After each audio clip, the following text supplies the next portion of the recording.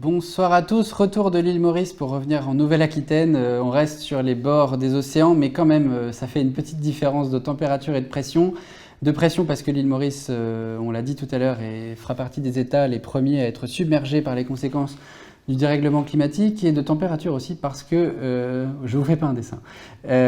Terminer cette journée dirigée en responsabilité co-organisée avec Catch Business School, j'ai la chance d'avoir à mes côtés en plateau, dans un ordre non protocolaire, juste à ma gauche, Marion Dariotor, bonsoir. Bonsoir. Vous êtes coprésidente d'Entreprise et Progrès, magnifique centre de réflexion sur le rôle que jouent les entreprises pour contribuer à la transition et au développement durable, et également présidente de The Arcane, un cabinet de conseil aux dirigeants qui travaille sur ces sujets de transition, entre autres sujets passionnants.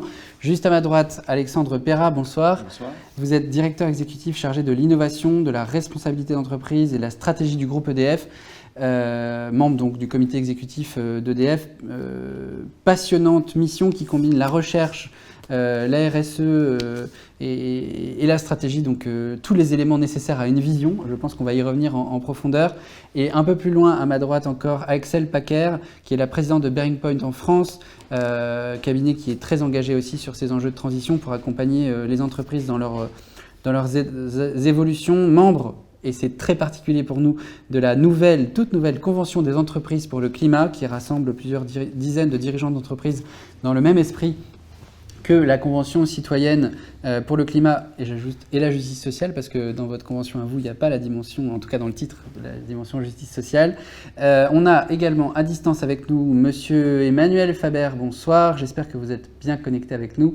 Je ne vous présente que sous une qualité, vous permettrez de chanter une partie importante de la biographie, mais ancien directeur général du groupe Danone au niveau mondial. Merci Monsieur Faber d'être avec nous, j'espère que vous m'entendez bien. Bonsoir. Voilà, ça marche parfaitement.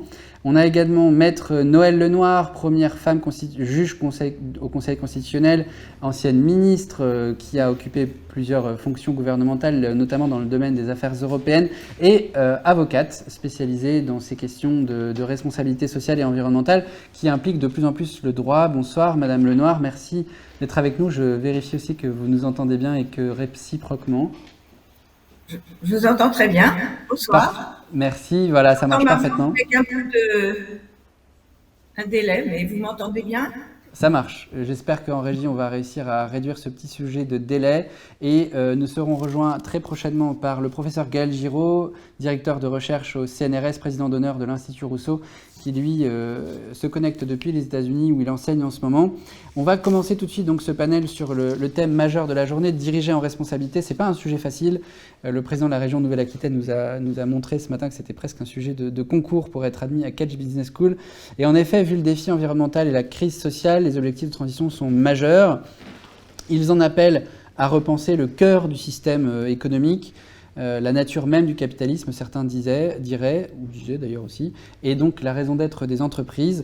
C'est tout l'objet de la loi Pacte qui a été adoptée il y a quelques années, qui pourrait se prolonger à l'échelle européenne pendant la prochaine présidence française de l'Union européenne. C'est en tout cas ce que nous expliquait Roland Lescure ce matin, le président de la Commission des affaires économiques de l'Assemblée. Essayons de comprendre ce que ça change, et pour cela, je voudrais commencer par vous, Emmanuel Faber. Je rappelle que à la tête de Danone, vous avez été un pionnier dans ce domaine-là, en étant parmi les tout premiers dirigeants d'entreprise à faire adopter une raison d'être pour un groupe d'une telle ampleur mondiale. Avec une question toute simple, qu'est-ce que c'est qu'une bonne raison d'être pour un si grand groupe à l'aune des enjeux que je viens de mentionner, pour pas qu'on se trompe de chemin? Merci Thomas. Oui, oui, je pense que c'est une question vraiment importante. Et pour aller même au-delà de ce que vous décriviez, chez Danone, on a fait le choix, en réalité, non seulement d'avoir une raison d'être, mais de transformer l'entreprise avec le soutien de 99% de nos actionnaires en entreprise à mission. Voilà, donc j'ai été président de cette entreprise et directeur général pendant 7 ans. Pour moi, les termes sont simples, c'est que une entreprise, ça doit raisonner en termes d'intérêt social et d'avantages concurrentiels. Pour être efficace, une entreprise a besoin d'être compétitive. Or, je pense que le sens qu'elle produit en tant qu'organisation est un avantage compétitif. Les grandes entreprises en particulier se retrouvent désormais aussi d'ailleurs dans une situation où elles ne sont pas les plus attractives pour les talents de demain, pour plein de raisons. En particulier parce qu'elles héritent de business models qui ne dessinent pas beaucoup, pour beaucoup d'entre elles, un futur désirable, une transition juste. Or, cette transition juste, elle va être compliquée à mettre en œuvre. Elle suppose, si on veut atteindre les objectifs de 2030 en France, par exemple, en Europe, par exemple, de se mettre tous au travail, et à commencer par les grandes entreprises, sur une transition climatique dont nous ne sommes pas encore préparés à gérer les conséquences sociales. Donc tout ça, pour moi, indique vraiment que, en face de rupture de compréhension du monde qui nous entoure, en face de la crise du Covid, par exemple, que dont personne ne comprend pleinement les conséquences et ne peut d'ailleurs les appréhender, la question de continuer à tracer un cap, de donner une étoile, de donner de donner le nord dans une organisation qui doit se transformer et traverser des tempêtes, tirer des bords pour y arriver, c'est fondamental. Sinon, les gens ont juste le sentiment de perdre l'objectif de l'action collective. Et donc, on est allé encore plus loin qu'une raison d'être, on est allé sur entreprise à mission. Et ce qui est frappant, c'est que si on regarde l'accès, par exemple, au talent, qui va être un sujet majeur pour demain, en 6 mois, lorsqu'on a fait ça, dans les 6 mois qui ont suivi, le classement de Danone parmi les entreprises préférées des étudiants français, dans les 50 premiers, a fait un bond de 20 places. 20 places en plein confinement Covid, et donc à un moment où on n'a pas énormément recruté dans les universités. Donc c'est pour dire à quel point cette indication du sens est fondamentale. Quand on a demandé à tous nos salariés de contribuer à la construction de la feuille de route de Danone, stratégique, 90 000 d'entre eux sur 100 000 ont répondu. Et quand on a dit combien d'entre vous veulent participer à l'analyse des résultats, à leur partage avec le management, 33 000 d'entre eux ont levé la main. Donc, soit on se dit que les entreprises n'ont pas besoin de leurs salariés, de leurs équipes, et qu'après tout, le capital suffit, et que les étudiants racontent n'importe quoi. Soit on se dit qu'une entreprise, ça commence et ça ne fonctionne que parce qu'il y a de l'innovation, de l'énergie, du talent individuel et collectif d'un entrepreneur un jour ou d'une entrepreneuse, et puis ensuite de tout un tas d'équipes. Et à ce moment-là, on voit bien que la question du sens, de la raison d'être de l'entreprise est fondamentale. Par ailleurs, la raison d'être, elle est aussi une façon de dire la légitimité de son existence à des parties prenantes qui, non seulement y sont intéressées, mais bientôt, et dans certains cas désormais aujourd'hui, l'exigent. Quand on voit un certain nombre de situations dans les métiers de l'énergie, par exemple, cette question de la raison d'être, elle se pose fondamentalement. Quand une entreprise anglo-saxonne, anglo-américaine, cote sa filiale de charbon, d'extraction minière de charbon, au mois de juin dernier, et qu'elle obtient un multiple d'EBITDA de 0,3 fois l'excédent brut d'exploitation de l'année, on voit bien qu'il y a un vrai problème d'accès au capital. Donc, dire où je vais, pourquoi j'existe, c'est fondamental, même pour l'accès au capital, et demain, pour la compréhension de toutes les parties prenantes qui s'invitent à la table de la stratégie des entreprises, car l'accès aux ressources sera sans doute plus compliqué dans le monde qui vient qu'il n'a pu l'être dans le monde des 50 dernières années. Voilà pourquoi je pense que la bonne raison d'être, c'est la raison d'être qui traduit véritablement, là, à partir des actifs du génie unique de chaque entreprise, de son savoir-faire unique, qui traduit véritablement sa feuille de route au travers de cette transition économique, climatique et sociale qui s'ouvre à nous. Merci beaucoup Emmanuel Faber. Vous avez été très clair en tant que PDG, ancien PDG de Danone, d'expliquer que c'est aussi un enjeu de ressources, de talent, de soutien financier. Et vous avez démontré à quel point le sujet du collectif pour faire émerger la raison d'être était important. C'était le sens de la question que je voulais vous poser, Alexandre Perrat. Comment est-ce que vous avez travaillé aussi sur la raison d'être d'EDF, évidemment, et vous avez eu recours à des mécanismes importants d'intelligence collective. Est-ce que c'est la voie, avec un grand L, A, pour faire émerger une raison d'être? Emmanuel Faber disait que oui, il faut que ça parte de la base. Oui, je suis très d'accord avec ce que vient de dire Emmanuel Faber. D'abord, il faut que la raison d'être soit ce que l'entreprise est ou veut être, mais à condition qu'elle puisse l'être. Et donc, il faut absolument coller aux réalités de l'entreprise. Les réalités de l'entreprise, on les trouve souvent en commençant par écouter les gens qui y viennent. C'est les gens qui se lèvent tous les matins pour venir travailler pour l'entreprise. Nous, quand on a voulu lancer, à l'époque, ça s'appelait encore pas raison d'être, on n'était encore pas tout à fait dans la loi Pacte, mais on a lancé un grand exercice d'intelligence collective dans le groupe qui a rassemblé plusieurs milliers de salariés, 4000 pour être précis, qui sont venus dans des ateliers, passer 3 heures pour essayer de dire en une phrase pourquoi ils se levaient le matin. Et on a eu un grand succès dans l'entreprise, ça s'est vraiment très bien passé. On a eu des séances d'itération. À la fin, on avait 1200 raisons d'être différentes, un peu différentes, parfois très différentes. On a fait travailler de l'intelligence artificielle, un peu d'intelligence collective aussi, bien sûr, pour en faire émerger une. Ensuite, ce qu'on a fait à partir de là, c'est qu'on a essayé de préserver cette raison d'être. Parce que quand la raison d'être monte dans les strates de l'entreprise, il est de plus en plus difficile de dire que non, il ne faut pas changer tel mot ou tel mot, que c'est comme ça que les salariés ont travaillé. Et on a malgré tout réussi à le faire jusque au COMEX, bien sûr, conseil d'administration et assemblée générale, où elle a été approuvée aussi à 99%.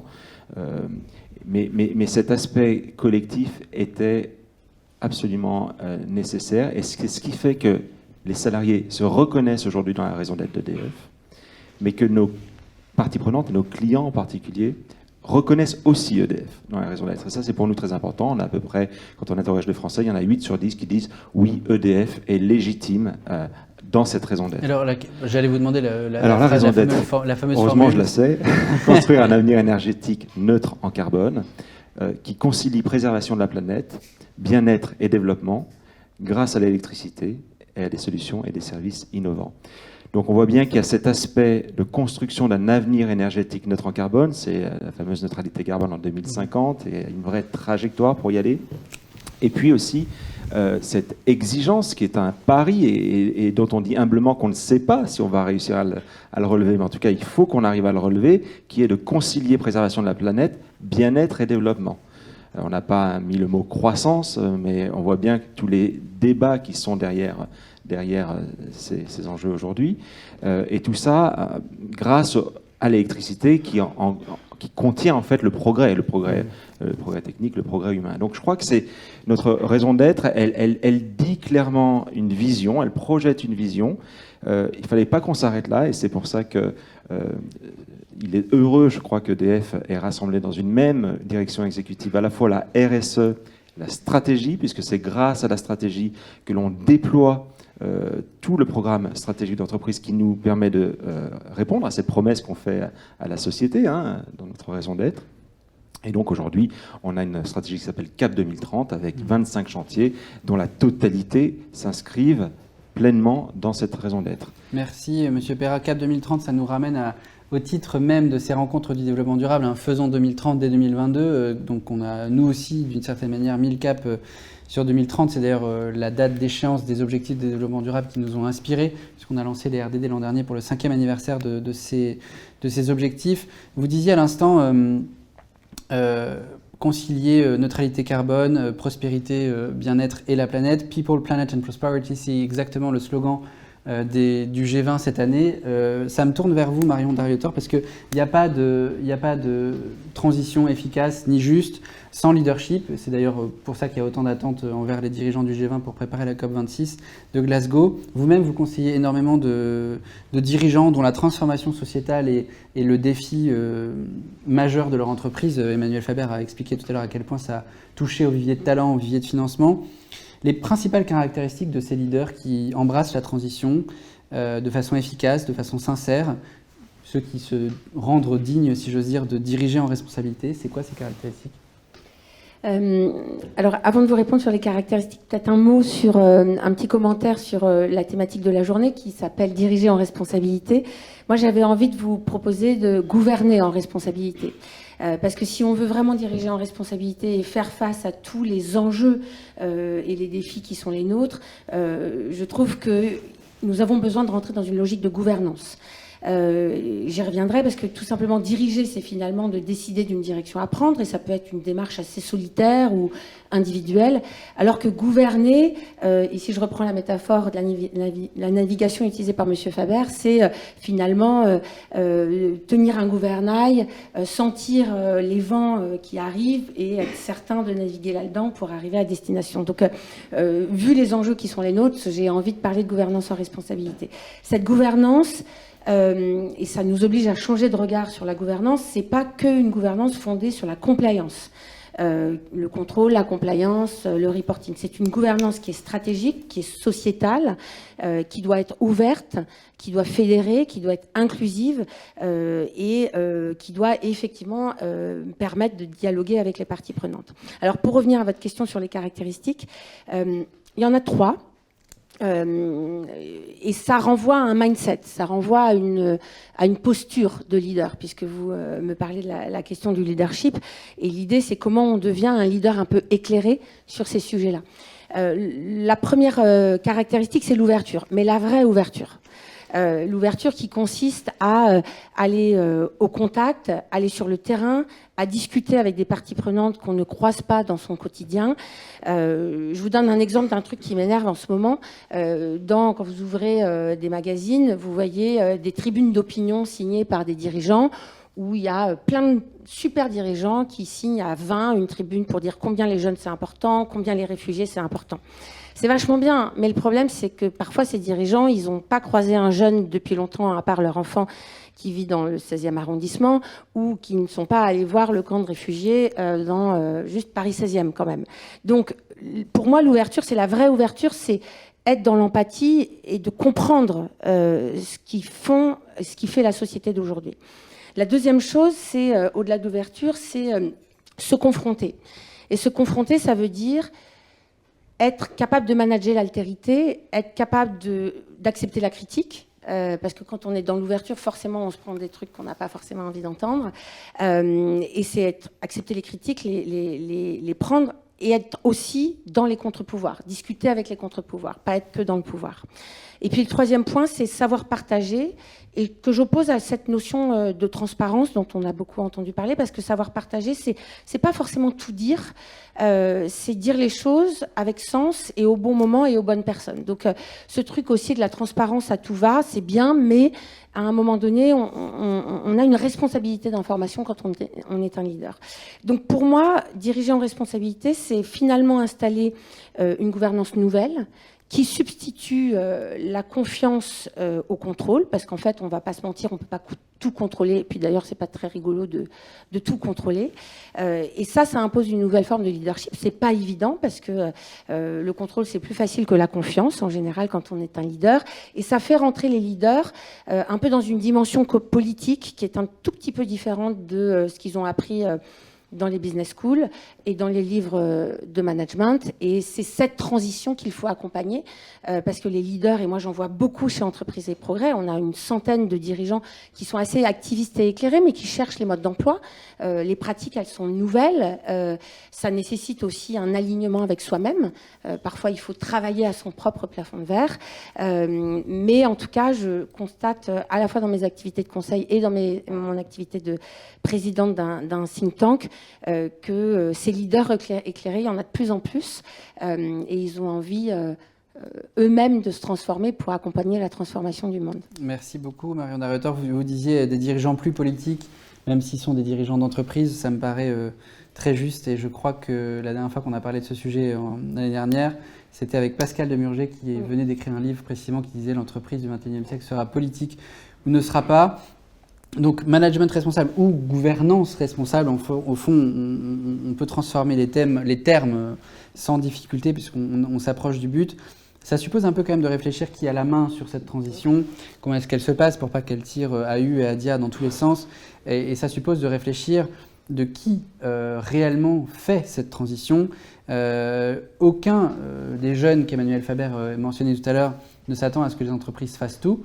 et d'ailleurs personne ne peut l'attendre, mais ils attendent aussi beaucoup des pouvoirs publics qui doivent composer avec ces acteurs privés qui sont des véritables contre-pouvoirs, pour reprendre les mots que vous employez à l'instant, Marion Darrieutor.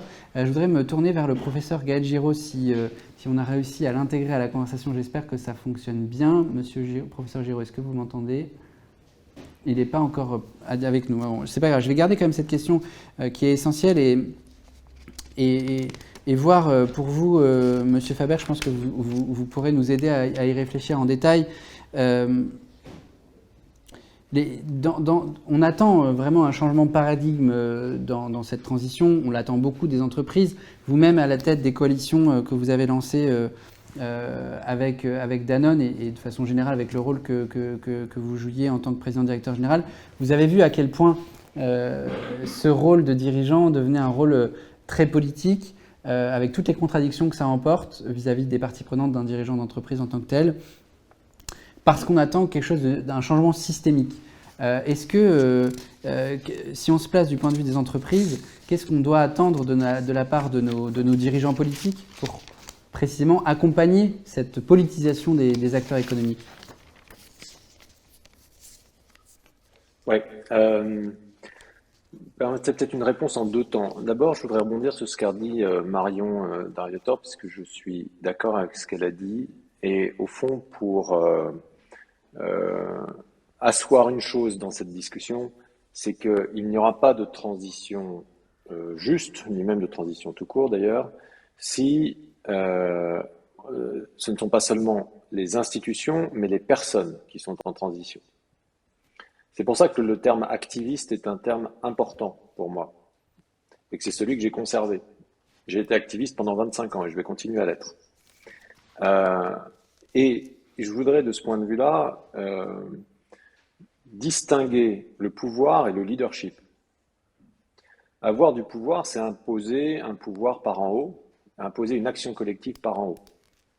Avoir du leadership, c'est susciter une action collective par le fait que le point de connexion dans lequel vous vous placez intérieurement en face d'une opportunité, d'un défi, d'une décision compliquée à prendre, d'un axe à suivre, d'un engagement à tenir, d'une ligne de crête sur laquelle il faut marcher, et où beaucoup de choses vous amèneraient à ne pas le faire, en particulier quand vous avez du pouvoir et que vous essayez de le sauvegarder.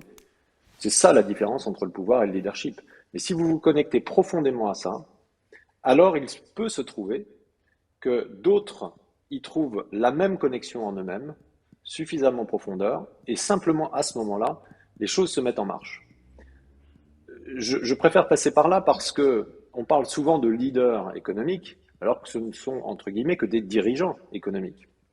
De leaders politiques, alors que ce ne sont que des dirigeants politiques. Les dirigeants adorent qu'on les appelle leaders, mais ils ne le sont pas toujours, et parfois même rarement, parce que tout pouvoir est, par définition, par construction, détenteur d'un statu quo. Donc, l'un des pires poisons pour le leadership, c'est le pouvoir. Je veux juste qu'on se pose ça bien au clair. Une fois qu'on a dit ça, j'estime que toutes les personnes qui détiennent un pouvoir ont le devoir absolu d'exercer du leadership, c'est-à-dire de mettre ce pouvoir en risque pour avancer. Sinon, il n'y a pas de transition. Et donc, dans les coalitions qu'on a pu monter, la coalition pour une économie plus inclusive en France, qu'on a montée pendant la crise des Gilets jaunes, 18 entreprises pour démarrer, 45 6 ou 7 mois plus tard, on n'a forcé personne à venir. Ce sont des grandes entreprises, au total 60 000 sites en France, 1,6 million de salariés en France, qui ont décidé que dans cette crise où la notion de classe moyenne était en risque, qui fonde l'économie et qui fonde la démocratie, il était très important que les grandes entreprises fassent leur part. De ce point de vue-là, d'ailleurs, EDF, Jean-Bernard Lévy, est membre de ce collectif, et beaucoup d'autres grandes entreprises. On n'a forcé personne. C'est juste qu'il y a eu un moment où c'était ce moment de leadership, de connexion, où on s'est tous dit, OK, c'est maintenant qu'il faut y aller. Et je dis ça parce que c'est, d'une certaine façon, ça caractérise n'importe quelle forme de pouvoir, que ce soit le pouvoir politique, le pouvoir que détiennent les ONG, qui gèrent elles-mêmes, il faut être clair, un statu quo. Une ONG a intérêt à ce que le problème, fondamentalement, à ce que le problème continue à exister, puisque c'est en fait ce problème qui justifie sa raison d'être. Moi, j'ai travaillé suffisamment avec des ONG, avec de la philanthropie, des grandes fondations, pour avoir vu partout dans la finance, dans le monde politique et ailleurs, des pouvoirs qui s'installent pour du statu quo. Chacun, si on veut faire cette transition, doit questionner ce pouvoir, être prêt à le mettre en risque pour avancer collectivement. Donc maintenant, deuxième partie de la réponse, je vais être plus court, pardon, je suis un peu long. Évidemment, les entreprises ne peuvent absolument pas tout faire. Rien ne se fera sans l'économie, parce que l'économie, c'est juste le fondement de ce qui fait qu'on a un modèle qui est durable et qui ne dépend de personne d'autre, d'une certaine façon. Il s'auto-génère. Donc, il est durable par essence, si le business model fonctionne. Donc, on a absolument besoin de ça, c'est central, mais les entreprises doivent être assistées dans cette transition. Et je l'ai dit récemment dans un magazine français cette semaine, dans l'Express, il faut absolument, de mon point de vue, face à l'échéance de la transition et à son ampleur, qu'on mette en place un quoi qu'il en coûte climatique et social pour accompagner avec un État aussi stratège que, en particulier, l'Europe et les États européens l'ont été dans la gestion de la crise sanitaire, globalement, où on a su trouver des changements de fonctionnement, des changements de prise de risque. Quand on voit qu'on a pu développer un vaccin en 12 mois alors que normalement il faut 3 à 5 ans, on voit bien qu'on a su être stratégique et il y a absolument besoin pour accompagner cette transition que les États soient stratégiques en accompagnement de l'économie. Merci Emmanuel Faber, vous touchez à une des clés sur lesquelles on a fondé, un des piliers sur lesquels on a fondé les rencontres du développement durable l'année dernière, c'est-à-dire précisément mettre autour de la table les acteurs qui aident les pouvoirs publics à se repenser dans cette transition. Et la notion d'État stratège, État qui est capable d'anticiper les crises, est au cœur de cette journée. On en a parlé longuement depuis la matinée. Je me tourne vers vous et Madame Maître Lenoir, devrais-je dire, Madame la Ministre. Vous-même, vous avez exercé des responsabilités gouvernementales, vous avez été au Conseil constitutionnel. Aujourd'hui, vous exercez, je le rappelle par rapport à mon introduction, le métier d'avocat pour accompagner sur le plan juridique ces transitions fondamentales qui touchent au cœur du cœur juridique des entreprises. Il y a beaucoup de batailles juridiques qui se jouent dans ce domaine-là vis-à-vis des acteurs eux-mêmes qui parfois, jusqu'aux États, se prennent un procès type notre affaire à tous, la bataille du siècle. Mais aussi parce que le cadre réglementaire évolue. Ce cadre réglementaire et légal, il peut potentialiser la transition, il peut le freiner. Quelles sont, selon vous, les normes les plus utiles pour s'assurer que les institutions privées donnent le meilleur d'elles-mêmes dans l'objectif de développement durable? Merci beaucoup de m'avoir invité. Je voulais simplement dire que je souscris à ce qui a été dit, notamment sous l'aspect gouvernance, parce que je pense qu'au-delà de la transition écologique, il y a un problème de gouvernance de l'entreprise et je crois que la France a pris un tout petit peu de retard. Alors on n'est plus à l'époque du patron de droit divin, c'est sûr, mais dans la mesure où beaucoup de grandes entreprises sont gérées par des hauts fonctionnaires qui étaient à la tête d'une hiérarchie, parfois, ils transposent cette culture dans le cadre de l'entreprise, ce qui n'est plus viable, ce qui n'est plus possible et qui ne correspond d'ailleurs plus au fonctionnement de la société, qui est une société malheureusement beaucoup plus fragmentée qu'il y a quelques années, mais qui aussi est beaucoup plus dynamique, notamment à travers ce qui est la meilleure et la pire des choses, c'est-à-dire les réseaux sociaux. Donc, je voudrais dire que cette transition, c'est aussi une transition culturelle, et c'est pas seulement une transition industrielle ou écologique. Alors sur la norme, cette fois-ci pas en tant que politique mais en tant que juriste, je me centrerai essentiellement sur la France pour considérer que la France a vraiment un problème avec la norme, c'est-à-dire qu'on assiste à un empilement de législation qui multiplie des obligations qui pèsent sur les entreprises. C'est pas le fait qu'elles aient des obligations, c'est le fait que ces obligations créer une insécurité juridique parce qu'elle se chevauche et parce qu'il y a l'entrée en scène maintenant, notamment à travers la loi sur le devoir de vigilance, de la soft law. C'est-à-dire que l'entreprise doit respecter la soft law et comme on sait, la soft law, elle est très déclaratiste. Elle est très, c'est des déclarations d'intention, c'est des grands principes, c'est pas viable. Et moi, le conseil que je dois donner, c'est comment l'entreprise s'assigne à elle-même des règles qu'elle est capable de respecter. Je pense que le droit ne doit pas générer cette insécurité juridique qui fait que les chefs d'entreprise sont tellement stressés qu'ils ont tous des coachs qui les accompagnent pour les rassurer sur la gestion des risques, non seulement pour leur entreprise, mais de plus en plus pour eux-mêmes. Alors, je ne cite pas toutes les lois, depuis la loi NRE jusqu'à la loi climat et résilience, en passant par le devoir de vigilance, la DPEF, la loi Pacte, etc. Je pense qu'en France, il faut arrêter de faire des lois qui sont, pour certaines, pas excellentes. La deuxième chose que je voudrais évoquer, qui est l'aspect punitif de l'accompagnement législatif de la transition, que je dirais à la fois culturelle et écologique. Je pense qu'on est dans une société où, d'une part, et comme jamais, moi j'ai pas mal de route derrière moi, j'ai jamais vu ça dans ma vie, et je pense notamment aux jeunes, puisque maintenant je travaille beaucoup avec les jeunes, c'est que d'une part, on leur annonce la fin du monde. Alors, c'est une sorte de religion. Demain, c'est la fin du monde si vous ne faites pas ceci, cela. Et je suis un petit peu marrie de voir que beaucoup de jeunes sont très pessimistes, extrêmement pessimistes et insécurisés.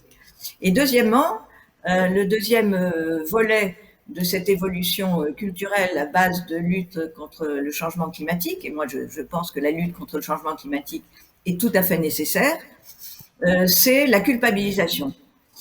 C'est-à-dire on culpabilise les entreprises qui forcément, parce qu'elles font du profit, sont néfastes, ce qui est quand même un peu la mentalité française, et on culpabilise les gens de ma génération, puisque Madame Creta, je ne sais plus comment elle s'appelle, m'a indiqué que je lui avais gâché sa jeunesse. Je ne pense pas que je lui ai gâché sa jeunesse, je pense qu'elle se l'est gâchée elle-même, et je trouve que cette tendance qui pèse sur la gestion des entreprises, qui insécurise la société, et notamment les plus jeunes d'entre nous, est une évolution qui doit être vraiment mûrie, parce que je ne pense pas que avoir cette vision si noire de notre avenir ait quelque chose à voir avec la conduite d'une société commerciale ou d'une société tout court.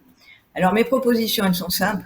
C'est que déjà, il faut simplifier les lois, il faut fixer des obligations et il faut sanctionner la violation de ces obligations.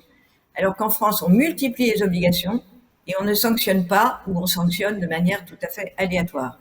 Et je crois qu'il faut changer de culture, il faut que chacun soit sûr de ce qu'il doit faire, de ce qui est permis et de ce qui n'est pas permis, ce qui n'est pas le cas lorsqu'on lit toutes les législations actuelles, et d'autre part que finalement, moi je suis plutôt pour l'amende civile, mais une amende civile non pas telle que celle qui a été censurée par le Conseil constitutionnel dans sa décision sur la loi sur le devoir de vigilance, mais une amende civile plus ou moins forfaitaire pour manquement à ses obligations en matière climatique ou de vigilance.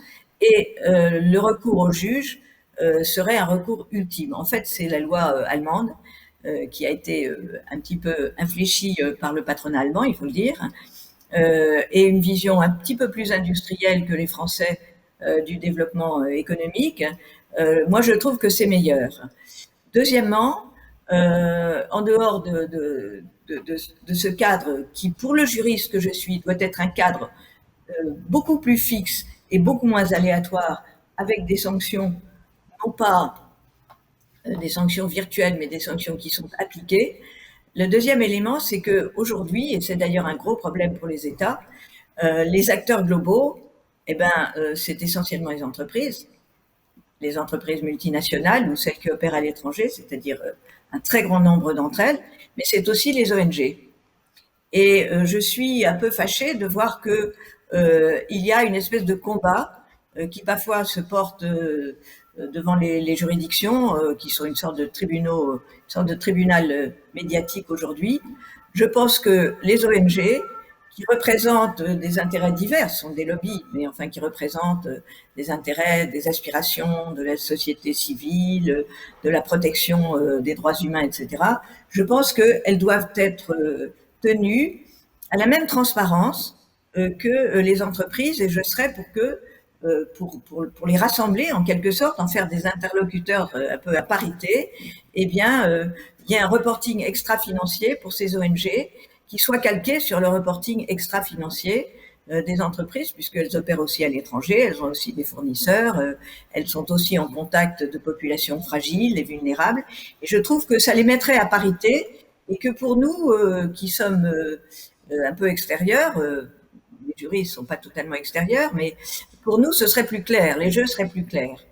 Et enfin, je mets quand même en garde que ce soit les ONG qui se présentent comme ceux qui vont sauver la planète, et les entreprises qui, il faut le dire, sont un petit peu condamnées à dire la même chose et à utiliser un discours de marketing, parce que moi je suis frappée de voir que j'aide des entreprises je trouve que c'est une très bonne solution, la raison d'être. Je suis un petit peu plus réservée, en tous les cas pour les grandes entreprises, sur la société de mission, parce que là c'est un bouleversement de la gouvernance qu'il faut bien penser, anticiper et mesurer. En revanche, il y a beaucoup de sociétés qui ne vendent plus que des produits durables ou responsables, qui sont résilientes et agiles et qui utilisent ce discours tout fait, qui me paraît dangereux, parce que, et ça c'est une bonne évolution de cette transition que je trouve aussi culturelle pour le meilleur et pour le pire qu'écologique. Ce qui est dangereux, c'est d'utiliser des grands mots alors qu'on n'est pas capable de tenir ses objectifs, ce qui peut arriver. Des entreprises peuvent être en difficulté, parce que sans profit, eh ben, il n'y a pas d'entreprise. Et donc, il n'y a pas de transition écologique non plus pour ces entreprises, puisqu'elles n'existent plus.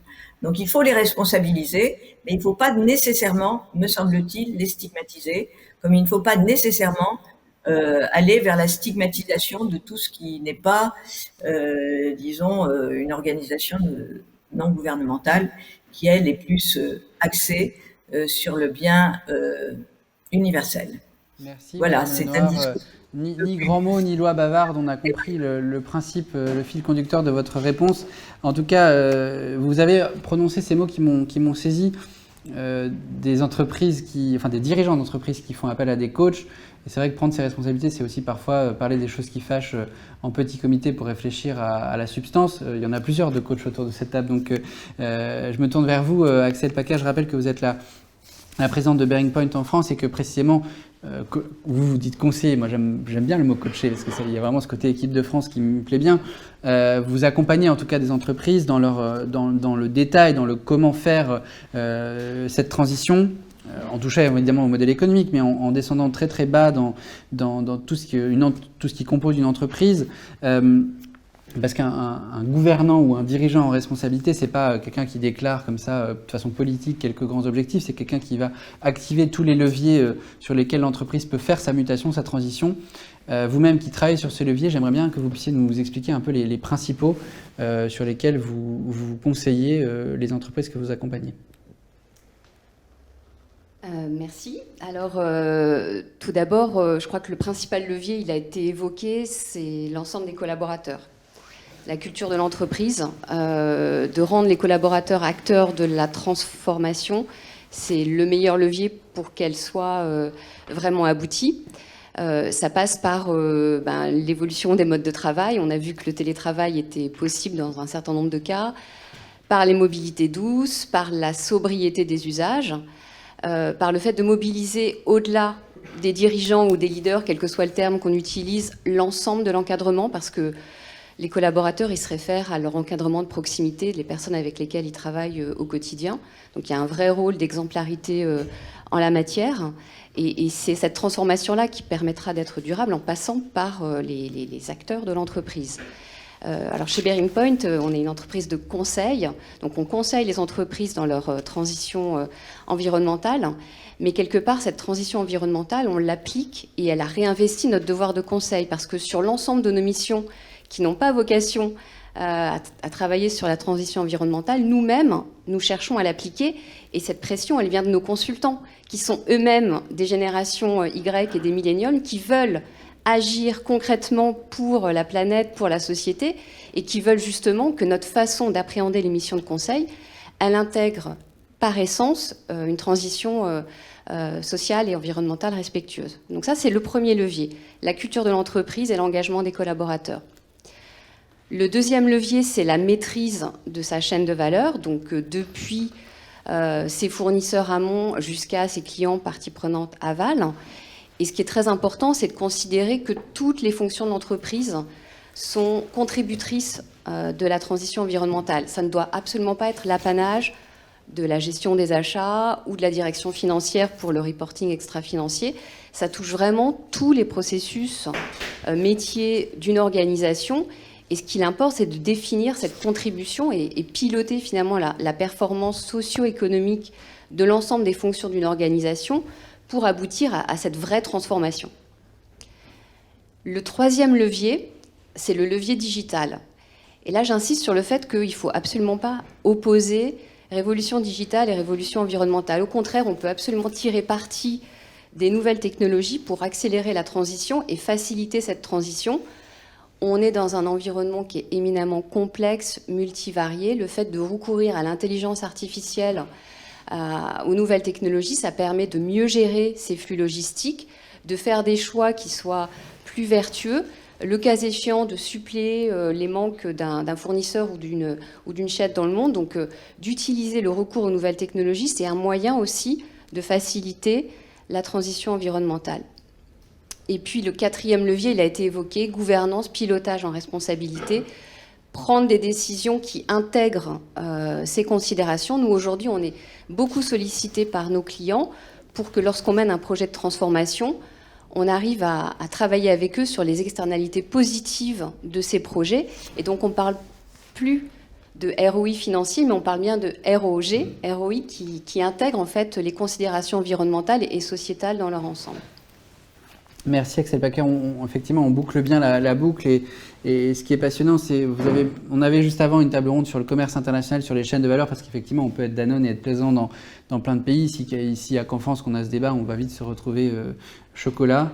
Et c'est la logique de l'objectif de développement durable numéro 17, c'est-à-dire d'être capable de travailler en partenariat avec tout son écosystème. C'est un peu ça qu'il y a derrière la notion de gouvernance. Je reviens vers vous, Marion Darrieutor, c'est d'être capable de ne pas raisonner seul dans une logique de je prends une décision, j'avance, c'est d'être capable d'embarquer. Et donc, c'est comme, à la fin du compte, embarquer, ça veut dire quoi? Ça veut dire être capable de délivrer la transition, de délivrer l'objectif qu'on s'est fixé. La présidente de la République de Maurice disait tout à l'heure, on n'a pas besoin de nouvelles cibles, on a besoin de nouveaux résultats. Là, on est en plein dedans. Comment est-ce qu'on s'assure quand on conseille des dirigeants sur leur capacité à délivrer, puisque un dirigeant, il est là pour rendre des comptes, il a pris le risque, comme disait Emmanuel Faber tout à l'heure. Comment est-ce qu'on s'assure que dans une gouvernance, on lâche pas avec l'objectif, qu'on continue de boucler et que précisément, au fur et à mesure où on discute avec des parties prenantes qui ont des intérêts extrêmement variés, on arrive à garder le cap? Alors, je n'ai pas toutes les réponses parce que je pense qu'il y a un mode d'emploi que tout le monde est en train d'inventer. Donc, je vais essayer juste de vous partager quelques bonnes pratiques que je vois ici et là, parce que finalement, on a beaucoup parlé d'intention. Maintenant, nos consciences sont éveillées. Maintenant, il faut qu'on passe à l'acte. Et donc, moi, ce qui m'obsède à la fois chez Entreprises et Progrès et dans mon métier de conseil, c'est essayer de détecter ces bonnes pratiques que l'on peut partager entre dirigeants et qui nous permettent d'avancer. Parce que effectivement, le risque c'est d'abandonner parce que c'est pas facile. Le chemin est tortueux, mais la route est belle, et donc il faut quand même s'accrocher. Et pour ne pas abandonner, il faut engager véritablement la gouvernance et ses parties prenantes. C'est le professeur Giraud qui, dans ses 12 propositions pour les candidats à l'élection présidentielle, propose, il y en a une qui porte sur la représentativité des parties prenantes au sein des instances de direction, donc c'est un peu autour de ça. La première la première cible qu'il faut engager, c'est les parties prenantes externes. Et du coup, dans les entreprises, ça se pose la question de comment je fais pour être vraiment connecté à toutes mes parties prenantes externes.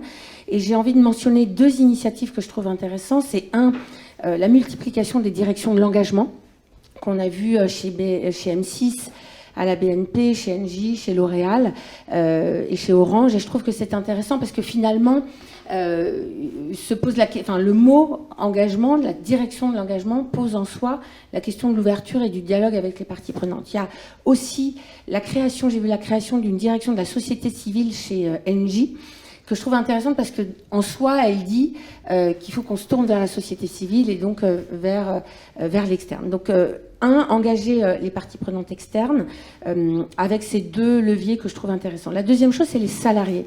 Vous en avez parlé.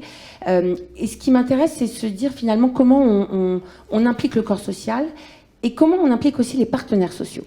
Parce que, en fait, un CSE, on lui demande de faire plein de trucs parfois pas très rigolos. Mais il y a un truc qui est vachement rigolo, c'est de co-construire avec un CSE, finalement, une raison d'être, une démarche d'engagement, une démarche d'impact. Je crois que c'est la CFDT qui réfléchit pas mal à tout ça. Et en tout cas, voilà, moi je trouve que ça c'est intéressant de se dire finalement, est-ce que c'est pas aussi redonner un autre souffle aux partenaires sociaux et au corps social à ce sujet-là. Il faut engager les COMEX également. Et moi, ce qui me frappe en ce moment, et je trouve ça génial, c'est que tout le monde fait de l'impact. Dans un COMEX, c'est ça qui est bien, c'est qu'il y a un grand mouvement.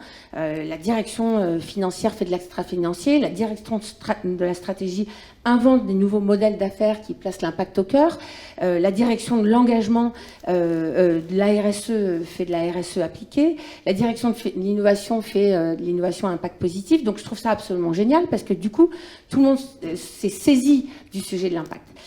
Mais il y a quand même un enjeu de pilotage. Et je reviens à mon truc de la gouvernance, c'est finalement, c'est comment on invente une gouvernance unifiée pour piloter l'impact et faire en sorte qu'on ne tombe pas dans des silos et que chaque direction et chaque membre du COMEX a sa petite feuille de route. Et c'est vraiment le rôle du CEO, finalement, d'unifier tous les membres de son COMEX pour faire en sorte qu'on aille tous dans le même sens. Et du coup, je me disais, c'est le CEO et de qui il peut s'entourer. Et j'avais cette idée de la création du Chief Impact Officer, dont le rôle serait peut-être de coordonner, de réunir et de fédérer. Donc ça, c'est pour les COMEX. Il y a les boards aussi. Et les boards, la question, c'est finalement de comment on engage les administrateurs indépendants dans ces transformations pour que ça soit pas juste, ils nous expliquent ce à quoi ils croient, mais que eux aussi soient vraiment des parties prenantes. Et je me pose la question d'une forme d'incentive, puisque la rémunération des administrateurs est un sujet. Mais en tout cas, est-ce qu'on peut réfléchir à une incitation qui permettrait, sans perdre leur indépendance, finalement d'avoir des administrateurs encore plus engagés et pourquoi pas un incentive sur la performance extra-financière de l'entreprise. Et puis enfin, les actionnaires. On a vu le Say on Pay, on voit maintenant le Say on Climate, qui consiste à faire voter, que les actionnaires puissent voter sur la politique climat en Assemblée Générale. On l'a vu chez Total Energy, où ça a très bien marché, puisqu'il y a eu un vote à plus de 90%, si ma mémoire est bonne. Et ça, je trouve ça intéressant. D'ailleurs, au UK, ils veulent prévoir une obligation pour une bonne gouvernance et justement d'intégrer un peu plus ces obligations de Say on Climate. Donc tout ça m'amène à dire que pour pas abandonner, puisque c'était votre question, en fait, il faut des dispositifs, il faut des procédures, il faut des mesures, il faut des bonnes pratiques. Et pour rejoindre ce que disait la ministre, en fait, on était dans une période et une phase très réglementaire, le devoir de vigilance, la RSE, le reporting extra-financier. Donc ça, c'est bien. Ça a permis, à mon avis, d'accroître les bonnes volontés et finalement de pousser tout le monde à avancer. Mais moi, j'aimerais bien que maintenant, on rentre, si c'est possible, dans une autre période qui est celle de l'incitation et pas juste une vision contrainte de tous nos efforts, mais j'ai envie de croire qu'il y a une incitation possible à travers notamment des bonnes pratiques, et c'est ce qu'on essaye de défendre chez Entreprises et Progrès et chez Arcane également. Merci Marion Darreter, c'est extrêmement clair. Et vous dites en fait, on part d'une logique, on édicte des règles à une logique, on régule et on rentre dans les détails. Madame Lenoir dit tout à l'heure, il faut y compris réfléchir aux sanctions plutôt qu'à l'empilement des règles et les faire appliquer et qu'elles ne soient pas symboliques. Cet esprit de régulation, c'est un esprit très bruxellois. En tout cas, il y a une intention d'aller dans les détails à Bruxelles. Madame Lenoir, avant de ne devoir vous laisser retourner à vos obligations, je me tourne vers vous parce que précisément, à la fois sur la façon de faire ces régulations, mais aussi l'esprit qu'il faut avoir pour les penser, ça se joue beaucoup à l'échelle européenne. On est en pleine conférence sur l'avenir de l'Europe, on est à la veille de la présidence française de l'Union européenne. On est au début de l'étude du paquet législatif Fit for 55 qui est censé réduire nos émissions de gaz à effet de serre pour être à l'objectif de neutralité carbone d'ici 2050. Vous-même qui avez été ministre des Affaires européennes, je voudrais m'interroger un petit peu sur votre façon de percevoir la dynamique en matière de développement durable sur le plan normatif à Bruxelles. Si ça vous paraît être conforme aux bons principes que vous avez édictés tout à l'heure de sécurité juridique, d'applicabilité des sanctions et d'exemplarité pour l'ensemble des acteurs, ou est-ce qu'on va de nouveau dans une forme de réglementation qui s'empile au lieu de réguler ? Je vous répondrai par oui et par non. Bon, d'abord, il faut regarder très positivement le parti qu'a pris l'Union européenne, d'être un leader mondial, ce qu'elle est évidemment, en matière de lutte contre le changement climatique. Ça fait déjà quelque temps. Le pacte vert était assez courageux. Et surtout, ce qui est arrivé à la faveur, je dirais, de la crise pandémique, c'est qu'il y a un bouleversement total au niveau des financements européens, qui a peut-être été trop méconnu et qui change complètement la donne. C'est-à-dire que l'Europe est devenue une sorte de trésor public européen, puisque avec le plan de relance Next Generation EU, on a lancé des obligations vertes. Et ça, c'est une véritable révolution, parce que comme vous le savez, le budget est extrêmement contraint. Il représente 1,2% des PNB nationaux des 27 États membres. Et là, ça fait plus que doubler, même tripler, si on prend d'autres financements. Et c'est quand même un pas extrêmement important vers une plus grande solidarité vers des projets européens. Ce qu'on n'avait pas espéré il y a encore quelques années, même lors de la crise financière. Maintenant, on y est, même si ces projets sont à l'état de projet et pas encore réalisés. Il y a une deuxième direction, orientation, pour laquelle j'ai un jugement qui est à la fois positif et moins positif. C'est ce qu'on appelle la taxinomie. C'est-à-dire que l'Union européenne et la Commission, qui avait délégation du Parlement européen pour ce faire, a établi une liste des activités vertueuses, c'est-à-dire bas carbone, pour diriger les financements privés, donc non seulement les financements publics avec le plan de relance, mais également les financements privés vers les activités durables. Pourquoi? Parce qu'on le sait très bien, en l'état actuel, la transition écologique, c'est très bien, mais elle n'est pas financée. L'avion vert, 35 milliards, c'est quand même assez élevé, et il n'est pas sûr que Airbus ait la capacité d'allouer 35 milliards pour l'avion vert. Donc ça, je trouve ça très bien. C'est-à-dire qu'il y a transition écologique avec une réglementation, c'est vrai, à mon avis, assez bureaucratique. Mais ça, l'Europe est devenue bureaucratique il y a déjà plusieurs décennies, malheureusement, ce qui fait le bonheur des avocats et des conseils. Mais pour la première fois, on a conjugué la législation et le financement public et privé. Et ça, je trouve ça extrêmement positif, parce que la transition écologique ne sera, disons, véritablement accomplie et réussie que si on peut la financer.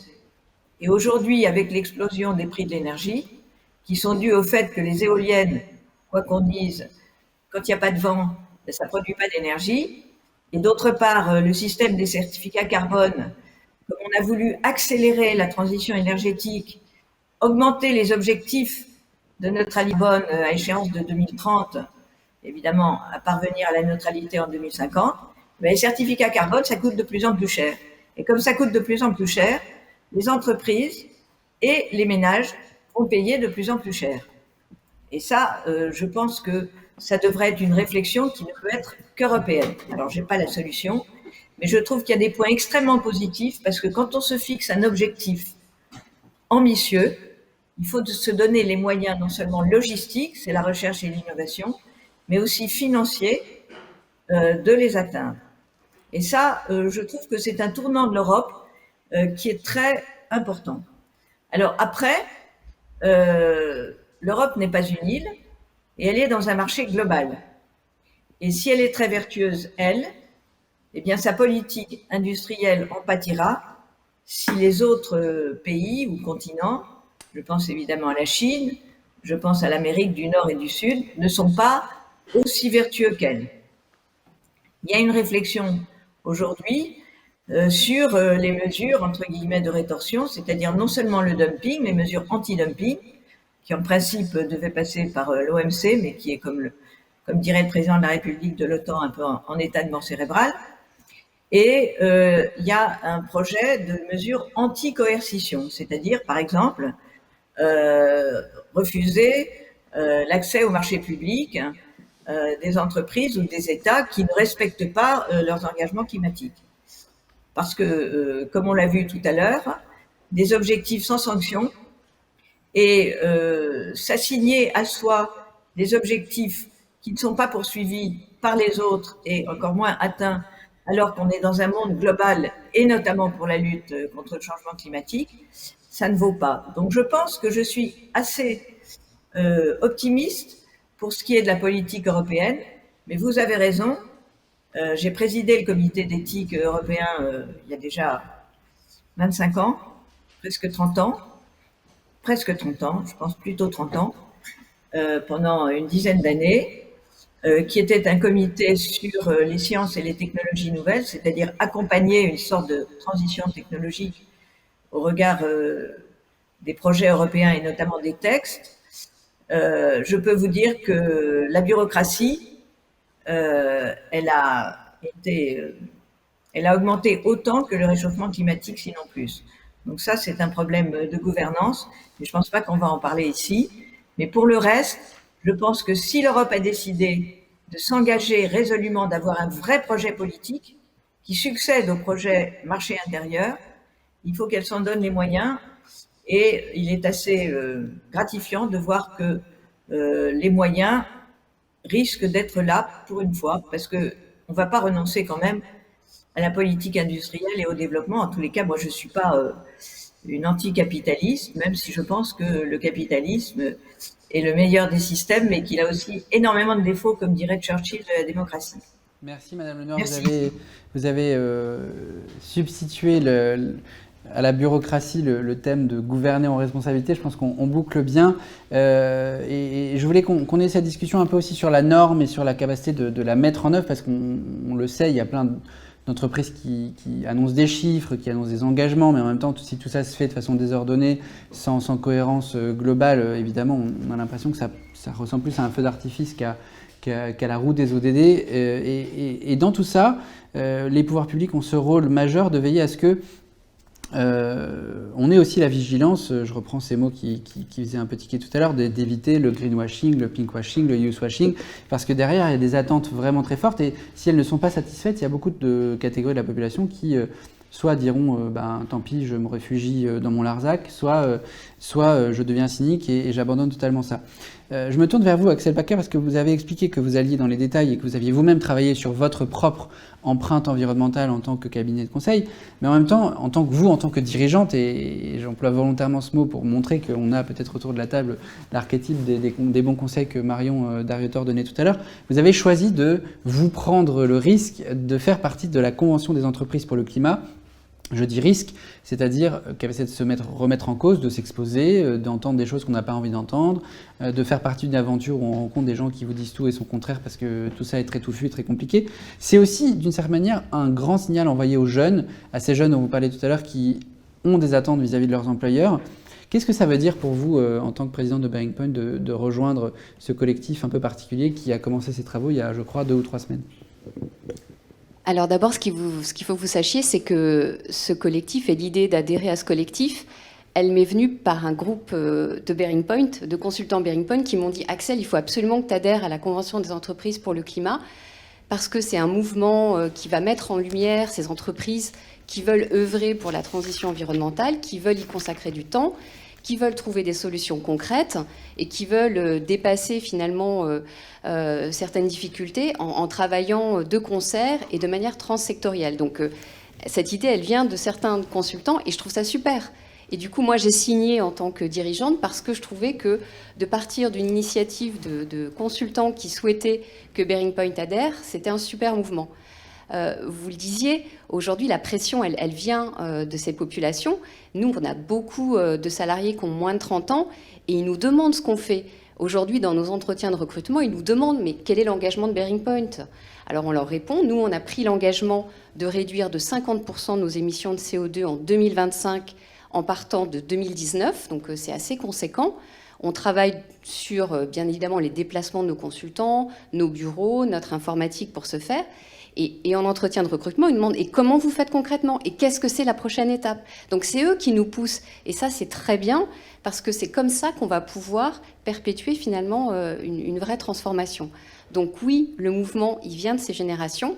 Et oui, la Convention des entreprises pour le climat, elle montre que les entreprises s'engagent. Aujourd'hui, c'est 150 dirigeants, donc ça représente quelques centaines de milliers de salariés. J'espère que demain, on sera des milliers de dirigeants et puis des millions de salariés embarqués pour montrer que les entreprises ont un vrai rôle à jouer pour la transition Je me permets socio-environnementale. une question de suivi, Axel Packer. Ça vous arrive de dire à des dirigeants que vous conseillez en tant que Bearing Point de dire vous faites partie de la prochaine promo de la Convention des entreprises pour Ah le mais climat? bien sûr, hein, bien sûr. D'ailleurs, j'encourage les participants de cette table ronde d'être partie prenante de la prochaine vague des dirigeants, bien sûr. Bon, on croise les doigts, j'espère qu'il y aura une deuxième promo parce qu'effectivement, la grande frustration avec la Convention citoyenne pour le climat, c'est qu'elle s'est arrêtée à la fin de son travail. Alexandre Perra, je me tourne vers vous parce qu'on vient de le dire, hein, d'une certaine manière, il y a quelque chose de pas de générationnel parce que fondamentalement on peut être pas des millennials et quand même avoir une conscience climatique, mais il y a une attente extrêmement forte et ça se joue sur le plan de la bataille des compétences, la bataille des talents qui pour n'importe quel recruteur, pour n'importe quel investisseur est essentielle. Vous chez EDF, vous avez choisi de poursuivre aussi cette réflexion sur les compétences dont vous devez disposer pour faire cette transition, respecter votre raison d'être, compétences internes, compétences externes, celles que vous faites incuber, celles que vous faites grandir autour de vous. Comment ça fonctionne ce travail sur la maîtrise de vos compétences ?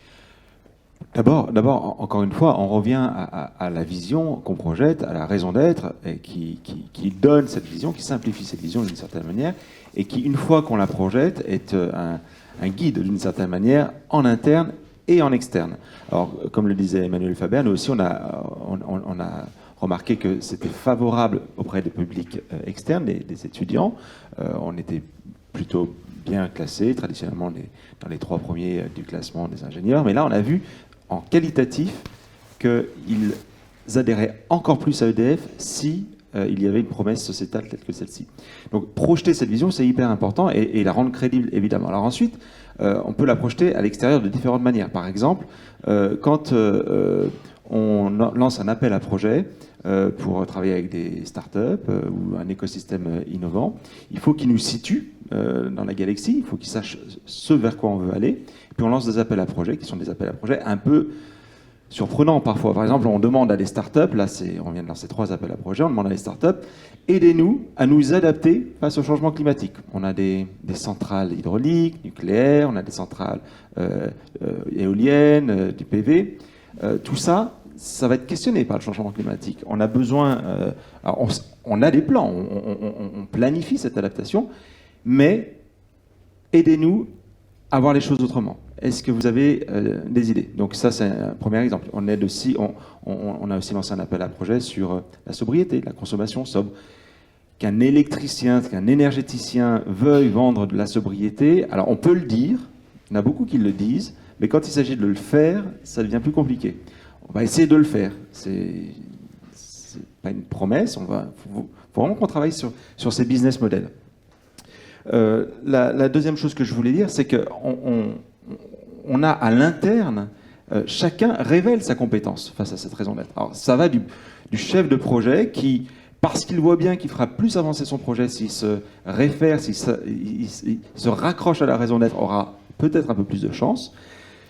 Ceux qui voient que leurs projets ne sont pas dans les raisons d'être, parfois tardent un peu à l'abandonner, mais pour ça on a des comités d'engagement qui rappellent systématiquement, qui rappellent quels sont les engagements du groupe, et donc on n'hésite pas non plus à tuer des projets, ce qui est important, je crois, pour devenir crédible, y compris en interne. Et puis aussi, on a des collectifs qui se forment. Alors, il y a en ce moment un mouvement de collectifs dans les entreprises. Nous, on a un peu découvert, je dois le dire, et c'est peut-être pour ça que ça a marché, qu'on a un collectif chez EDF qui est un des plus importants en France. Il compte 350 jeunes, je dis jeunes parce qu'ils sont plutôt jeunes, mais il n'y a pas que des jeunes en réalité, et qui s'appelle le Rhizome, et qui est un collectif qui rassemble des salariés de toute l'entreprise qui se sont organisés pour concrètement changer quelque chose dans la pratique professionnelle. Et ça va du changement de la bouteille en plastique qu'on veut éliminer à comment moi, ingénieur, je vais essayer de pousser des nouveaux modèles. Eh bien, ce collectif, et je rejoins tout à fait Emmanuel Faber, moi je trouve que notre responsabilité, c'est de le laisser vivre. C'est surtout pas d'essayer de prendre le pouvoir dessus. Évidemment pas. Je les ai rencontrés une seule fois, et on n'a pas parlé de leur programme de travail, parce que je pense que c'est leur sujet. Je leur ai seulement dit comment on vous laisse l'espace pour développer cette nouvelle compétence dans l'entreprise. Et faites-moi signe, faites-nous signe, si à un moment vous sentez que vous n'avez plus l'espace nécessaire. Parce que je crois que c'est vous qui disiez, il y a toute la chaîne de management à convertir, et parfois c'est pas simple de convertir l'ensemble de la chaîne de management. Et ces collectifs se retrouvent parfois face à des managers qui sont un peu dépassés parce que le manager aujourd'hui, il reçoit des instructions qui viennent du haut de l'entreprise. Il faut appliquer les choses. Et puis il se voit d'un seul coup dépassé par une partie de son équipe qui a envie qu'il aille encore plus vite. Alors ça peut être un petit peu compliqué. On voit en fait que le sujet dirigé en responsabilité, on s'est interrogé sur le sens de la question, mais c'est aussi un sujet pour les middle managers en fait, de faire la transition, parce qu'il faut un effet d'entraînement. Et c'est sur cette dernière question que je voulais me tourner vers vous, Emmanuel Faber. Je regrette que le professeur Giraud n'ait pas réussi n'ait pas pu être avec nous. Je ne sais pas ce qui l'empêche d'être avec nous, malheureusement, donc je l'excuse pour notre public. J'avais plein de questions à lui poser, on aura peut-être une autre occasion de l'avoir. Mais Monsieur Faber, si on parle de cet effet d'entraînement, parce que fondamentalement, c'est un changement qui peut nous emmener extrêmement loin et qui doit nous amener extrêmement loin dans la mesure où les enjeux de la transition sont extrêmement lourds. L'effet d'entraînement, il se joue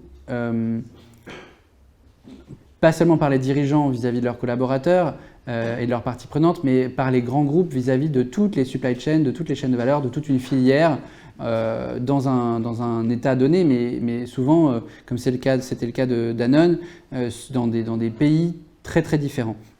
Vous avez mentionné vous-même les coalitions d'actions dans lesquelles vous avez opéré. Je pense notamment à celle pour laquelle nous avions eu l'occasion de nous croiser lors du G7 de Biarritz, c'est-à-dire celle sur la réduction des inégalités, puisque nous, on contribuait sur ce volet-là pour le G7 des jeunes.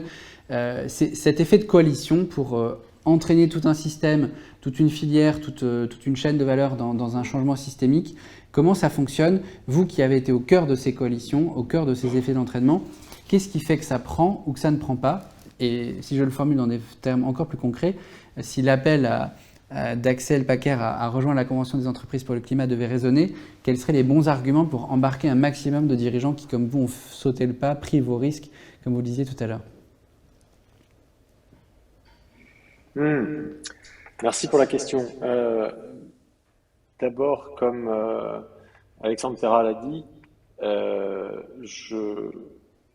moi je suis en effet très admiratif, et en fait ça me rend très optimiste, de voir la dynamique des collectifs de salariés. Et c'est vrai, celui d'EDF est l'un des plus importants, mais il y en a un très important chez AXA, par exemple, il y en a chez Engie, il y en a au BCG. Tout à l'heure, Axel Paquet disait qu'il y avait visiblement des consultants qui, d'une façon ou d'une autre, avaient fait collectif pour proposer la participation à la convention. Je pense que c'est très important. Dans le cas d'EDF, c'est assez structuré. Ils doivent remettre même un livre blanc à l'issue de leur réflexion. Dans d'autres cas, c'est très organique. Et je suis complètement d'accord pour dire qu'il faut les laisser vivre. Et d'une certaine façon, je pense, en réalité, il faut les autoriser, les susciter, parce que je crois fondamentalement à la richesse de ce qu'ils apportent dans l'intérêt social de l'entreprise, pour que la préparation à la transition ne vienne pas du haut, mais qu'elle vienne de partout, et que du coup, elle soit bien la propriété de tout le monde. Avec le cas particulier compliqué du middle management, je pense que c'est une réalité partout, enfin, dans toutes les coalitions auxquelles j'ai pu participer, mais aussi tous les dirigeants avec lesquels j'ai pu discuter, et même en fait les managers, hein, quand on parle à des membres de COMEX, de grandes entreprises, on voit bien que les contraintes sont au milieu de la pyramide. C'est plus là où on pense la stratégie, c'est plus là où on peut s'exprimer finalement avec une assez grande liberté parce qu'on ne comprend pas nécessairement tous les jeux de contraintes. Au milieu, là, on est dans le cœur. Donc, moi, ce que je pense, c'est que il faut susciter encore le déploiement de ces collectifs. Il y a plus de 100 collectifs en France de salariés. Il faut les accompagner par des managers de transition, d'une certaine façon, un collectif de managers qui est en transition. Et peut-être que vous qui êtes autour de cette table ronde en réalité, enfin physiquement, vous en êtes. Que vous soyez dirigeant ou dirigeante, que vous soyez membre d'un COMEX, que vous soyez simplement responsable d'une très grande fonction dans une entreprise, vous avez la vision stratégique, vous avez l'expérience pour vous, qui fait que vous pouvez être des interlocuteurs, pas nécessairement d'ailleurs dans votre entreprise, c'est la force de ces collectifs, c'est qu'ils sont inter-entreprises et ils apprennent les uns des autres. Pour que, comme je le disais tout à l'heure, chacun soit au rendez-vous du leadership auquel il est appelé à opérer. Et que chacun soit en fait en transition. C'est pas tellement qu'il y ait des entreprises en transition, il le faut absolument, mais elles ne seront en transition que si leurs dirigeants, leurs managers, leurs salariés le sont. Premier point. Le deuxième, c'est que si on fait le lien avec la question que vous m'avez posée sur les supply chains et les chaînes d'approvisionnement, les filières, plusieurs points. D'abord, c'est très intéressant de travailler avec les syndicats. Sur le droit de vigilance, c'est typique. Nous, j'ai ouvert avec les syndicats un dialogue mondial, avec le syndicat de l'agroalimentaire mondial, parce que ils ont des adhérents partout dans les chaînes de valeur. Et donc, ils sont capables, à l'intérieur même des syndicats, d'être des lanceurs d'alerte là où il le faut. Et plus on remonte dans la chaîne, évidemment, plus c'est compliqué parce que ce sont de petites entreprises, etc. Mais je pense vraiment que la structuration d'une réflexion avec les syndicats fait partie de la capacité à travailler en intelligence collective à l'intérieur d'une même filière quand on est une entreprise internationale, soit en tant que telle, soit parce qu'on a des périmètres d'achat et un écosystème international en particulier. Deuxièmement, il est impératif pour que les choses changent, et je les vois changer régulièrement dans plein d'industries, de travailler par filière, bien entendu. Donc ça a été le cas au Consumer Goods Forum que j'ai co-présidé pendant 2 ans, qui rassemble les 400 plus grandes entreprises de la grande distribution et des entreprises de grande consommation, qui travaillent sur leur chaîne d'approvisionnement de façon pré-compétitive sur des sujets de standards, de développement durable, de droits humains, de living wage, voilà, les sujets sociaux de demain et des sujets de la transition climatique. Par exemple, notamment maintenant, un très gros sujet d'agriculture régénératrice qui est pris de façon très collective, non seulement à l'intérieur de la coalition que j'ai animée ou que j'anime, mais également au Consumer Goods Forum. Je discutais récemment avec les gens de l'association européenne de la pétrochimie. Si vous imaginez une industrie en transition, c'est bien celle-là, et où il y a tout un écosystème qui va des très grands pétroliers aux crackers, aux grands ports, le port d'Anvers par exemple, aux logisticiens, etc. Donc cette approche par filière, elle est nécessaire. Et je vais finir en disant que ces coalitions seront durables au-delà de ceux qui ont envie d'y aller, c'est-à-dire avec l'énergie d'y aller, si, et je reboucle sur ce qui a été dit à plusieurs reprises, on aboutit néanmoins à des schémas qui sont structurels pour ces entreprises, en particulier sur les normes et sur les normes extra-comptables.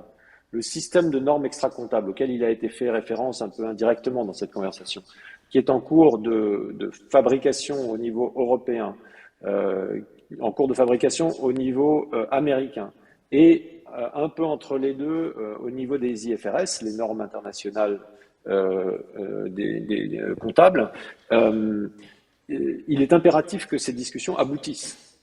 Parce que le jour où tout le monde mesurera ses émissions de carbone en scope 3, en scope complet, de la même façon, de façon récurrente, auditée et comparable, à ce moment-là, on mettra les filières en capacité de travailler de façon durable avec des métriques où on comprendra bien la responsabilité de chacune des parties. Et si tout le monde s'engage sur un scope 3, ça veut dire que tout le monde est engagé en fait à faire baisser le scope 1 et le scope 2 de ces intervenants. Donc je pense vraiment que s'il y avait une théorie du changement, il faut pousser à l'adoption de ces normes et évidemment veiller, mais c'est le rôle des entreprises, à ce que, comme le rappelait Noël Lenoir tout à l'heure, on n'ajoute pas juste de la paperasse. C'est sûr qu'on va le faire, malheureusement, mais qu'on le fasse de façon aussi efficace que possible, aussi convergente que possible, pour que ça devienne un langage dans lequel, d'une certaine façon, on va réécrire le code source de l'économie. Si on y rentre le carbone, des éléments sociaux, on va réécrire ce code source. Voilà. Pourquoi ça marche pas les coalitions? Ça marche quand au plus haut niveau des organisations, et je suis désolé d'utiliser un terme de ce type, mais elles sont pour la plupart d'entre elles très pyramidales quand on parle à des organisations multinationales. C'est à ce niveau-là que doit se placer dans ces cas-là l'intérêt, et je le disais tout à l'heure, le recours au leadership, à ces moments de leadership où on se rend compte que, ok, collectivement, il faut y aller, quel que soit notre pouvoir, il faut le mettre en jeu. Voilà, moi j'ai plus souvent vu ça marcher que ne pas marcher. Et je voudrais vraiment dire que ce qui se passe au niveau des salariés, c'est en fait exactement la même chose. Donc c'est ça que je trouve, moi personnellement, qui me rend optimiste et qui me donne de l'énergie, c'est que je trouve que ce sentiment d'intelligence collective, il s'applique parce que de plus en plus d'entre nous réalisons que les sujets climatiques et les sujets sociaux font partie des communs en réalité et que on ne peut pas juste rester dans notre silo. Pardon, j'ai été un peu long sans doute. Pas de souci, merci Monsieur Faber, merci d'avoir fait la boucle ainsi, puisque effectivement on est revenu à notre point de départ. Merci également à Noël Lenoir, merci Axel Paquer, merci Alexandre Perra, merci Marion Dariotor, et on excuse le professeur Giraud de ne pas avoir pu être avec nous. Vous avez mentionné dans votre dernière intervention, Monsieur Faber, l'importance de l'agriculture régénératrice. Je voulais prendre cet élément de votre conclusion pour indiquer qu'en effet, aussi diriger en responsabilité, c'est-à-dire être capable de projeter le prochain paradigme. Pour l'instant, on est encore sur un paradigme très Kyoto 97, c'est-à-dire un paradigme de neutralité. On réduit les émissions, on compense celles qui restent. En réalité, le prochain paradigme, et celui qui sera peut-être le plus soutenable, c'est un paradigme régénérateur, c'est-à-dire être capable de penser l'exploitation des ressources naturelles tout en étant capable de les régénérer. Et donc c'est un paradigme encore différent qui émerge beaucoup à l'échelle internationale. En tout cas, c'est celui dont on va parler lors de la prochaine 8e journée des rencontres du développement durable, celle que nous co-organiserons lundi avec Audencia, basée à Nantes. Je voudrais, avant de nous projeter vers cette 8e étape, remercier tous les intervenants de la journée, Kedge Business School évidemment qui a co-organisé avec l'Institut Open Diplomacy cette 7e étape depuis Bordeaux. Merci à tous, vous avez été extrêmement nombreux à nous suivre aujourd'hui. On a passé la barre des 5000 participants aux rencontres du développement durable. J'espère qu'on passera celle des 6000 d'ici la fin des rencontres. À lundi avec Audencia pour parler de ce nouvel Eldorado du capitalisme, un capitalisme peut-être plus régénérateur, en tout cas qui a besoin de se transformer. Merci à tous, merci à tous nos panélistes, bonne soirée et à très bientôt.